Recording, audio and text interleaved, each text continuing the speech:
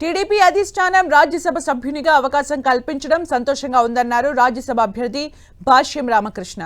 చిన్న పల్లెటూరు నుంచి వచ్చిన తాను టీచింగ్ ప్రొఫెషన్ నుంచి అంచెలంచెలుగా ఎదిగి రాజ్యసభ వరకు వచ్చానన్నారు. ఈ అవకాశం కల్పించిన సీఎం చంద్రబాబు, మంత్రి లోకేష్ కు కృతజ్ఞతలు తెలిపారు. తనకు దక్కిన ఈ గౌరవం టీచర్స్ కమ్యూనిటీ మొత్తానికి దక్కుతోందన్నారు. సహచర ఎంపీలను కలుపుకుని సమాజానికి మంచి చేస్తామని స్పష్టం చేశారు.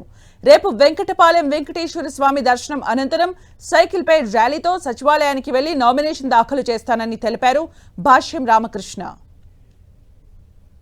చిన్న పల్లెటూరు నుంచి స్టార్ట్ అయిన ఈ లైఫ్, చిన్నపిల్లలకి మ్యాథ్స్ చెప్తూ స్టార్ట్ చేసిన ఈ లైఫ్ మరి గుంటూరులో చిన్న ట్యూషన్గా స్టార్ట్ చేసి ఈరోజు మరి భాష్యం విద్యా సంస్థలు స్థాపించిన తర్వాత ఈ స్టేజ్కి వచ్చాము.